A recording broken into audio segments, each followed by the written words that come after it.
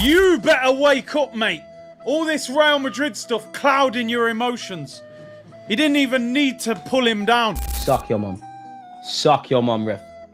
Suck your mum. A million times. Saliba's gone. Bro, Saliba.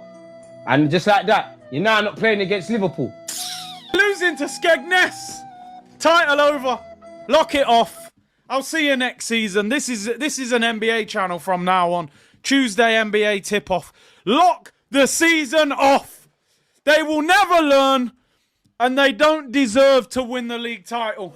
Arsenal will not win the Premier League. And this is a conclusion that I've come to. Yeah, you can maybe call it reactionary. You can maybe call it everybody's going off the railings now because it's a result that's been coming. But for a third week, we have a player sent off. And yeah, I've come to this conclusion. I've sat back, it's been maybe a couple hours after the game, and I've really thought that Arsenal will not win the Premier League. Not if we keep going down to 10 men. That's for a damn fact. Not if we keep going down to 10 men, we will not win this Premier League. And it's very disheartening. It's very disheartening just because the expectations this season is very high. The expectations this season is very much one that all eggs are in this Premier League basket. And for the mere fact that Man City has been played by the injury bug as well. And we have as well, to be fair, but it's literally right there in our hands to take this Premier League and run away with it. And yes, nothing is set in stone. Nobody has a divine right to win the league. And even though we're Arsenal fans and we've been spoiled over the years, in years past, of course, and not recently, but we've been spoiled as Arsenal fans to see a winning team and see good football.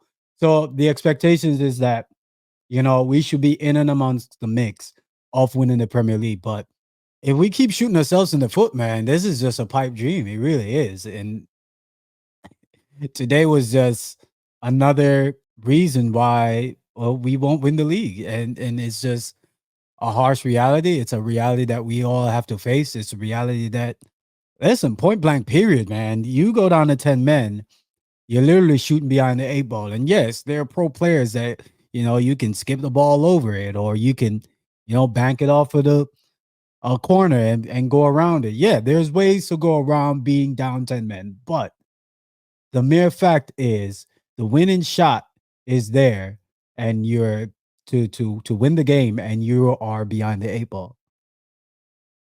And we are not pros yet because we haven't won the league in so long. None of these players have won any league besides Tierney. And if you want to be technical, yes, Merino is a Euros winner. Jorginho is a Champions League winner. Kai Havertz is a Champions League winner. There are winners in the team, but not with this group. Yeah, that's years past. Not with this group, though. Are there winners with this group? What have we won with this group? Because the last time we won something was with a different group. Most of those players are gone, if not all are gone.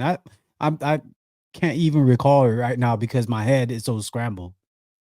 Now, listen, I hope we win the league. Of course, I'm a fan. I told you this day is going to come, man.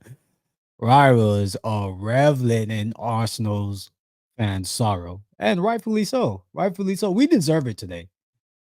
We deserve to get all the stick. We deserve to get all the banter. We deserve to get all the clown. Because today was a clown show. Starting with, why did my manager play 3 defensive-minded midfielders? Let's just start there. Let's start there. Why did he play 3 defensive-minded midfielders? And there's a certain kid on the bench. Oh no. Ethan. And is silent. Y'all can help me out. Why he ain't start? What Me cross, angry, me so rebel. Why he ain't start today? Arteta. Why didn't the kid, the youngest player to ever grace a Premier League stage, dubbed the next Saka, why didn't he start? What is he doing in training? And we're coming off an international break. So, yes, there's more times to see the kid. There's more times to train with him, more times to get him more embedded into the team. What is he doing in training that doesn't warrant him a start against Bournemouth? It's not like we're playing Liverpool. It's not like we're playing the Chelseas of this world, Man City, even Manchester United. Even though they're going through a rough patch, it's still a good team on paper. It's Bournemouth. Why the kid ain't starting? I don't know. What is he doing? Because that's the only thing that I'm assuming the manager can go off. From the outside looking in, it just merely seems like the kid is just not getting a chance. And yeah, he came on today, and of course, the game was out and dusted by then, to be honest. But 3 defensive-minded midfielder. And some of you may ask, now who do you drop? That's a good question. How about we embed Marino slowly? I get it. He's a veteran, winner with his country. So that might be a little bit, it could be some unrest in the room. You're starting a kid over me, I'm new to the club, yes, but let's be real. Sure, I hear that argument. I mean, we could all point the fingers. Who's to blame? But let's start with the obvious. William Saliba, a stinker today. We can't hide from it. It's obvious. Yeah, he's had a rough 2 weeks. Let's be real. With his country and now with his club. Dare I say, is he on fraud watch? For the longest we've been saying, let's say we, but a lot of Arsenal fans been saying Gabriel in more recent times have actually been the better center back. And we know Gabriel has a bozo gene in him, but also that could be down to, him getting acclimated to the league, and he's still human at the end of the day. Humans make mistakes, of course. Dare I say it, William Saliba is on fraud watch. Could be a proper patch in bad form. I could hear that as well. But he needs to tighten up for sure, man. He needs to tighten up because now is the time. We cannot afford to be dropping points against these lowly teams. I could have took this result more with Liverpool next week. And of course, I want us to beat Liverpool. But I think there's a respect there when you lose to a team that, is either on par, maybe slightly above, slightly below. But, listen, on their day, they could punch above their weight. We can accept that, right? We won't, we still go off. But in the end, we can take a step back and look at it and be like, all right, you know what? It's a good team. I understand it. But Bournemouth, their second time beating us ever. Man, that's a hard pill to swallow. So William Saliba definitely got to tighten up, man. I know, listen, we have a Champions League game against Shakhtar Donetsk coming up on Tuesday. So that's another chance to redeem himself. But now he's out for three games. We have cover. Or actually, do we have cover? Because let's be real, man. A sub getting sub. I mean to pick on Kivior, but his days are numbered here as well. We should have damn took the money when he was being offered up. But let me not go off on a tangent, and this could be reactionary, admittedly, but yeah, it's looking bleak. It's looking bleak. We're not down and out, but it's looking bleak. I'm okay with Martinelli going. And this ain't been just because of this game. It's been the last 18 months, give or take. If the injury pileups have, taken its toll on him, he doesn't look the same. And listen, players miss chances, man. Last year, who at one time was deemed world class, Son missed a 1-on-1 that if you were to bet your mortgage on him scoring, you would have took that bet. So I understand players miss chances. That was a oh my god. I'm like replaying it back in my head over and over. He has to score that, man. He has to score that.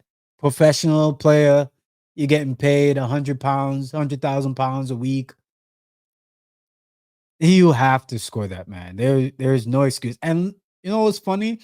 As soon as he missed that chance, literally, I said in my head, watch them go down and score. And lo and behold, that's exactly what happened. Because, and that's why you have, I know a lot of people, despise the guy, but that's why you have the league gunners of this world because we see this so many times in our history. We've seen this result before. This ain't the first time we've one gone down a man and two miss a guilt edged chance or a chance that we would like to think more times than not we would score. And then lo and behold, there's a corner, boom, header, go in. There's a corner or there's a counterattack, boom, score for the other team. We've seen it too many times. And that's why, at the end of the day, he comes out. I'm talking about Lee Gunner now. He comes out and he says all of these crazy off the wall things.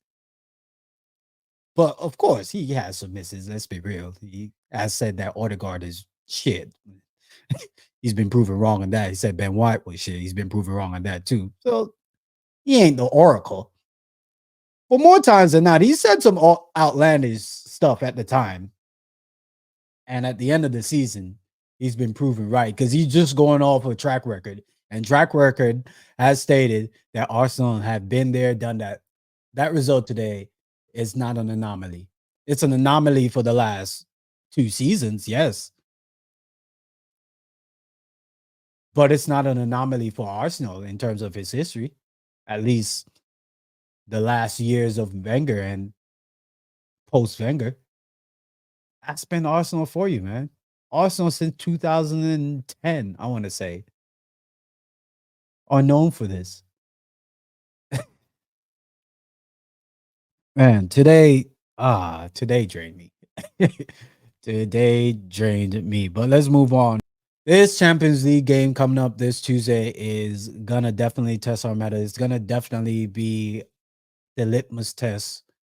And we're playing a team that we're supposed to be on paper, but you know what? Coming off a loss, you get to really see the mentality. I see a lot of YouTubers that are not our fans been thrown around that we're mentality bouncers and we are scary and we are this and we are that. And listen, shout out to them, man. They actually doing what they got to do to put some chump change in their pocket. So I ain't hating on you. Do what you got to do, man. Once it's legal and within good morals, no qualms over here. But let's be real. That's going to get put to the test this Tuesday for sure.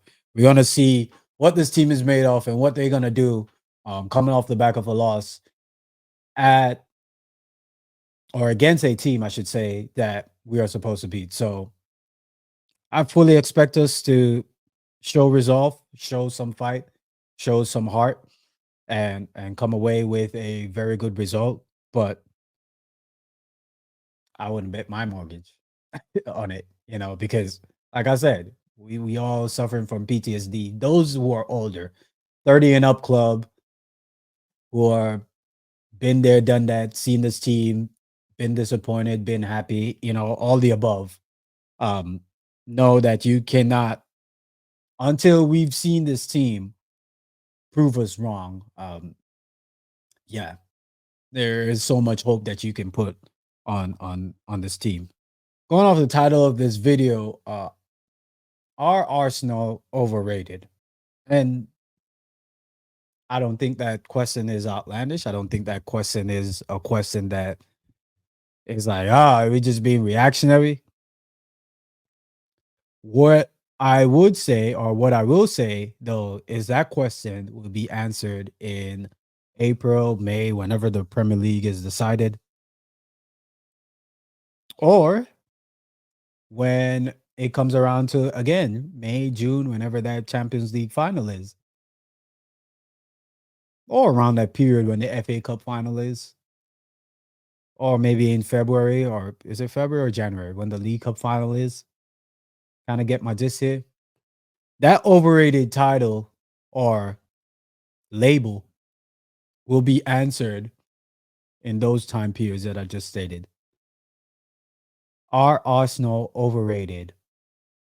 Y'all let me know down in the comments, man. Leave your comments. Let me know. Also, if you're an international fan, let me know where you're tuning in from if you're watching this video.